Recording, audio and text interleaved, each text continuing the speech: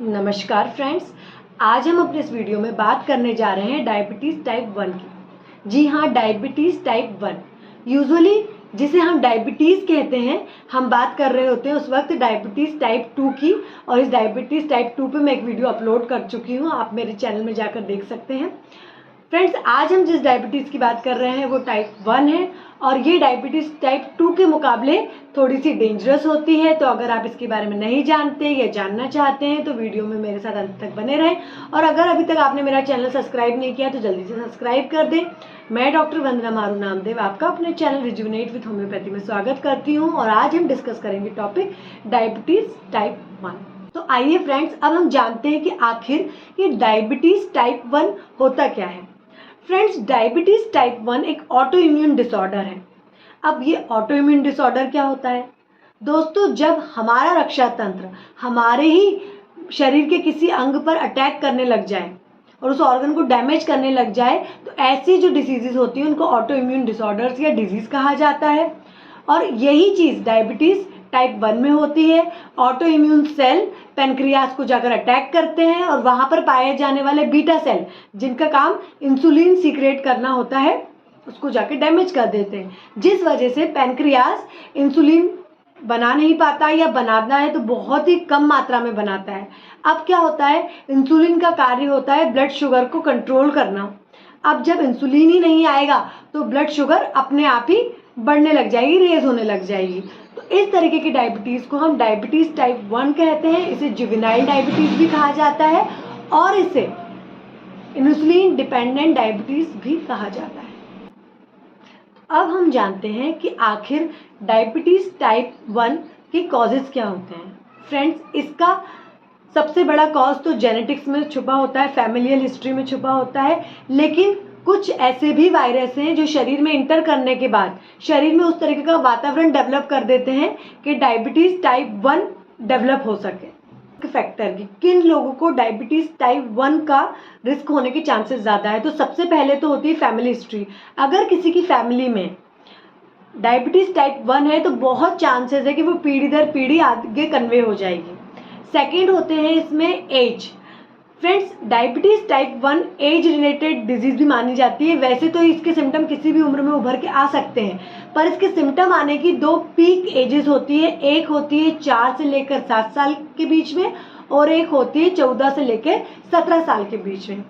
तो फ्रेंड्स, अब हम पता कैसे करेंगे कि इस व्यक्ति को डायबिटीज़ है? तो उसके लक्षण type 1 diabetes and type 2 diabetes के जो लक्षण होते हैं, सिम्टम्स होते हैं, वो काफ़ी हद तक एक जैसे होते हैं, इनमें कोई खास डिफरेंस नहीं होता।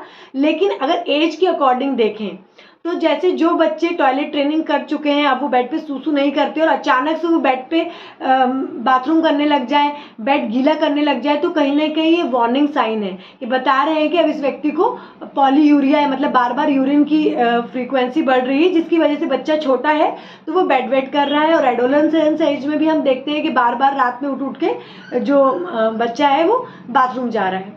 इसके साथ साथ पॉलीडिप्सिया, मतलब हद से ज़्यादा प्यास लगना, मुंह एकदम से सूख जाना, पॉलीफेजिया, बहुत ज़्यादा भूख लगना, वज़न गिरना, भूख तो लग रही है पर वज़न अनएक्सप्लेन्ड गिर रहा है।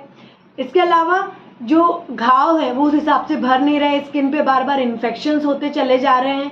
तो ऐसे जो साइन है वो इंडिकेट करते हैं कि डायबिटीज़ शरीर में हो सकती है। अब फ्रेंड्स, बात करते हैं इसकी कॉम्प्लिकेशन की। क्योंकि डायबिटीज़ टाइप 1 में शक्कर की मात्रा बहुत ज़्यादा बढ़ जाती है और अगर आपने उस टाइम इंसुलिन थेरेपी नहीं ले रखी होती है तो क्या होता है कि शक्कर को कंट्रोल करने वाला वहाँ कोई नहीं होता। तो अब ये बढ़ी हुई शक्कर हमारे शरीर की ब्लड वेसल्स और नर्व को डैमेज करने लग जाती है। जब ये ब्लड वेसल्स को डैमेज करती है तो उसकी वजह से heart related complication, blood related complication develop होने लग जाते हैं, जैसे हार्ट अटैक होना, स्ट्रोक होना, कोरोनरी से रिलेटेड कोई डिजीज़ होना। ठीक है, ऐसे सिम्टम्स देखने को मिलते हैं।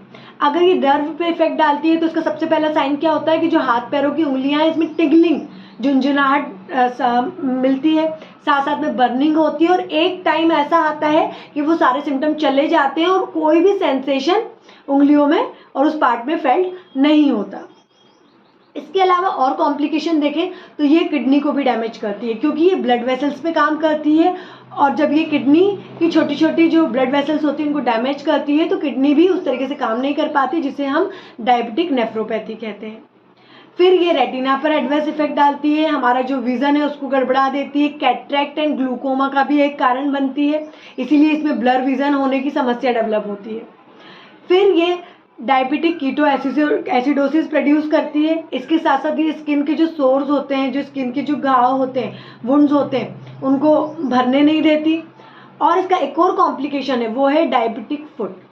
फ्रेंड्स, क्या होता है कि डायबिटीज़ में शक्कर बढ़ने की वजह से ब्लड वेसल्स तो डैमेज है, नर्व भी डैमेज है। अब कोई घाव अगर पैरों में लगता है तो वहाँ पर पेरिफेरल जो नर्व्स और वेसल्स है वो उस तरीके से काम नहीं कर पाती और धीरे धीरे करके वो घाव बढ़ने लग जाता है, सड़ने लग जाता है और पूरे जो लेग है उसको इन्वॉल्व कर लेता है और कई बार उसे काटने तक की नौबत आ जाती है। तो ऐसी कंडीशन को हम डायबिटिक फुट कहते हैं। इसका एक और कॉम्प्लिकेशन है, अगर ऐसी स्थिति में डायबिटीज़ टाइप 1 वाली फीमेल प्रेग्नेंट होती है तो बहुत हद तक कंडीशन होता है कि उसको उसके बेबी में भी ये डिजीज़ आए। कई बार ऐसा होता है कि डायबिटीज़ टाइप 1 की वजह से मिसकैरेजेस होते हैं, स्टिल बॉर्न बेबी होता है, बेबी के अंदर कोई कंजेनाइटल डिफेक्ट हो सकता है। तो ये कुछ कॉम्प्लिकेशन है जो डायबिटीज़ टाइप 1 में देखने को मिलते हैं। फ्रेंड्स, अब बात करते हैं डायबिटीज़ टाइप 1 में शुगर लेवल की।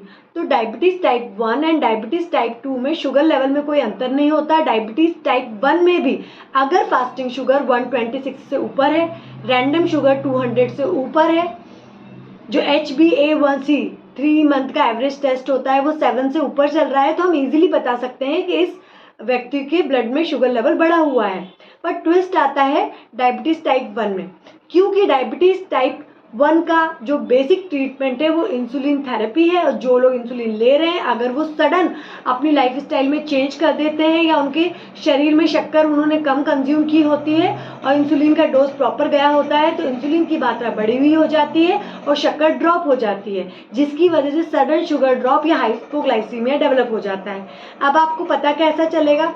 तो अगर पर्टिकुलर व्यक्ति जिसको डायबिटीज़ टाइप 1 है, उसको सडन हाथ में शेकिंग होने लगी है, पूरी बॉडी शेक कर रही है, साथ साथ एंजाइटी है, बहुत ज़्यादा स्वेटिंग हो रही है, एकदम से कॉन्शियसनेस चली गई है, तो हम काफ़ी हद तक बता सकते हैं कि इसकी शुगर लेवल ड्रॉप है और आपको सडन उसको कुछ गुड कार्ब्स देने पड़ेंगे जिससे कि उसका शुगर लेवल रेज हो सके। तो फ्रेंड्स, इसके प्रिवेंशन में आपको क्या करना है कि अपनी जो डाइटरी हैबिट्स है उनको हेल्दी रखना है, लेकिन शक्कर गुड कार्ब्स के रूप में आपको कंज्यूम करनी है, एकदम से स्टॉप नहीं करनी होती है। अगर आप इंसुलिन ले रहे हैं तो साथ साथ आप एक्सरसाइज करिए, ब्रिस्क वॉक करिए, मेडिटेट करिए, बॉडी को हेल्दी एंड रिलैक्स रखिए। तो फ्रेंड्स, ये था मेरा लेक्चर ऑन डायबिटीज़ टाइप 1। आपको कैसा लगा मुझे कमेंट सेक्शन में ज़रूर बताइएगा। अगर आप diabetes type 2 and pre diabetes के बारे में जानना चाहते हैं तो ये वीडियो मैं अपने चैनल पे अपलोड कर चुकी हूँ, आप आसानी से देख सकते हैं और मैंने लिंक डिस्क्रिप्शन बॉक्स में शेयर भी किया हुआ है। अगर आपको किसी तरीके की समस्या है डायबिटीज़ जैसी तो आप मुझसे संपर्क कर सकते हैं, ये है मेरा व्हाट्सएप नंबर, आप व्हाट्सएप पे मुझसे कांटेक्ट कर सकते हैं। मैं मिलूंगी अपने अगले टॉपिक हाइपोग्लाइसीमिया के साथ। जब तक कि मैं डॉक्टर वंदना मारू नामदेव कहती हूँ आपसे